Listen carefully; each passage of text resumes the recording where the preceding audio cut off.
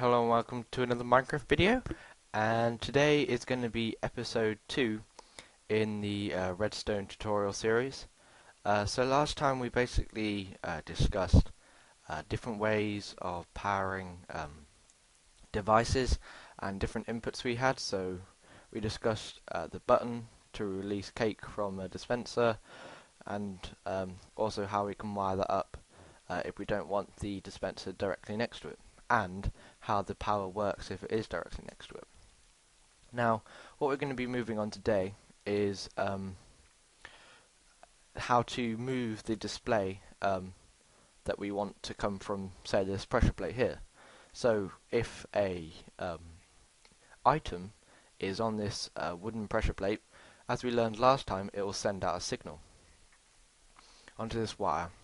And because this torch is being directly, well, not indirectly put into this torch here, then we know that this torch will turn off. And then as this turns off, it's no longer sending any signal to this wire, allowing this light here to turn on. So what if you don't actually want this torch here? Say you want it, say your base is up in the sky and you want it to get it up there, or this is underground and you want to get it up to your base. Now the way we do this is by using vertical wiring. Now to go up is very simple. All you do is simply place a block on top and a redstone torch on top. Now if you see here, this torch is on, but there's no item on there.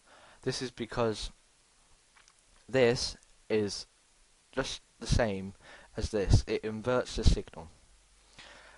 Also, this torch here would either power or not power this block, affecting this torch here. So if this torch is on, it will allow this torch here, it will turn this torch here off, but if it's off, like you can see here, this will turn on.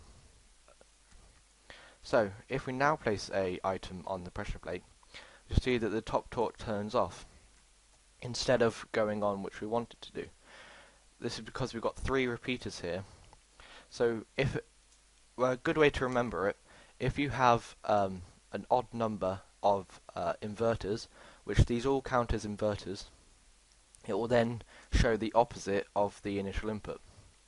So if we wanted to get this light here to turn on, just this light here, I'll just make a ladder so I can get back down and up easily.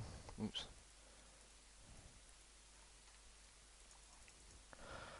And we wanted that light there to turn on. What we need to do is eliminate one of these inverters. Now we don't want to eliminate this one because this is sending the message up. So we need this inverter here to be able to power this block to be able to turn that torch on or off. So we have to take out this inverter here. So then we can just simply connect the lines. That torch will then turn on when there's a signal coming through. So you see there's an even number of inverters, so whatever this wire is, that torch will be. Okay, and then to get this signal higher, we just simply repeat the process. So as we can see, we've put that into a block, so it's powering this block. Now what we want to do is make this power another block. So we could take this up here. Now as we are up here, this is where we then want our signal to be. So we already know that we're going to need to invert the signal because we can see that wire there is off, but this torch is on. So we're just going to invert the signal now, so that this torch then is off when that is off. Okay, but you wanted to get it up to your base. That's all fine and good, but you didn't really want it there. You wanted it across a bit. So what we're going to do now is we're going to take off this signal a bit. So we can do this in a couple of ways. One, if we wanted it exactly on the same level, we could just take the wire off there. So wait a minute, reach. and then I can just destroy that signal, so it makes it look like there's been an on signal from there. So this then turns on. So then we can see that it's powering this line here because it is in a direct contact with this torch.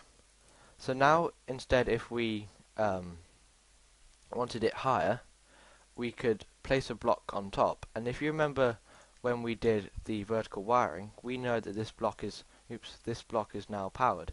So that is being powered. And we know that everything directly next to this block, if it's redstone wire, will be powered. So we can just simply place redstone there, and it's now powered. Now, say that you didn't actually want your signal up there or there, you wanted it, on that level there. Now it's very simple. We know that this block will power all blocks around it. So if it's powering that block, it's powering that one, and that one, which is what we want. That one, and that one. It's also powering the one underneath, but we can't get to that because the torch is already there. So we know that if we place some redstone here, it's now going to be powered. So we can then carry on that signal further on.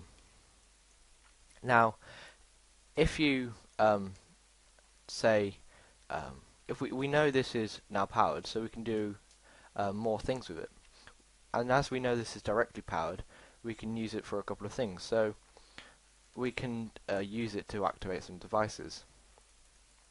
So say we put a powered rail there, it would directly power that powered rail. If we say put a repeater, and it has to go away from the block, so we could put that there as well. We could also use a torch, so we know it'd invert the torch there. And we could also just use like a piston or something, and it would directly power all of these devices. Now, instead, if we wanted if we wanted to then take the signal back down again, so I'll just do it off the same signal. Of course, you probably wouldn't need to build something like this unless you're creating something compactor, like vertical or wider, so that you take the signal up, then you're taking it back down. So I'm just going to use a repeater here. You can just use a wire or something. I'm just using a repeater just use a wire, make it simpler for you, because this tutorial is all about simplicity, hopefully. And so all we're going to need is almost the same that we had going up, but we're going to need some redstone dust as well. This is because we can't directly feed redstone signal down as we do up, because we can't really place a torch underneath a block. So if we had a block there, we can't place a torch on there, it just goes to the side. So instead what we have to do is you have to do a little bit of trickery, really. So if that torch is there, we know that it is powering all the blocks around it.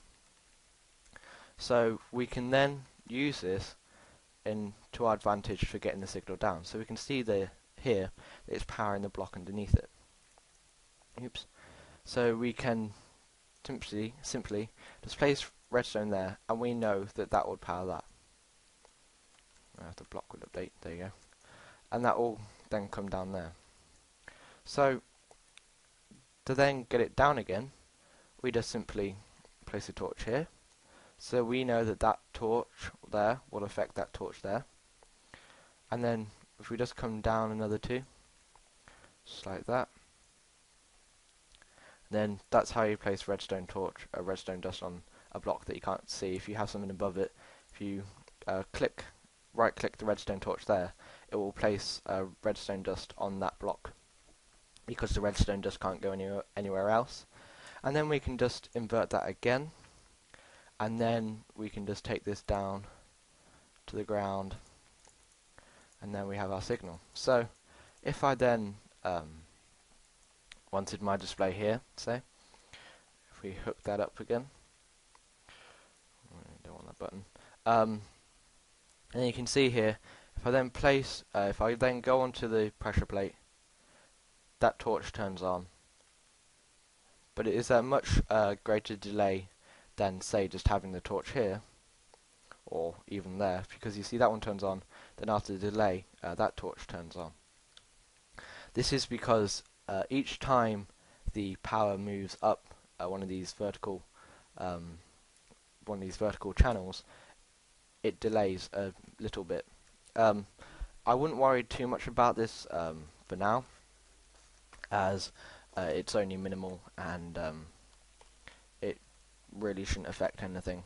And it can be used for the delay can be useful for some stuff later on, which I'll get onto. Okay, so that is the end of today's tutorial. Basically, learning how to move the signal that we get from any power source, such as this pressure plate, and move it wherever we want to be able to get the signal here.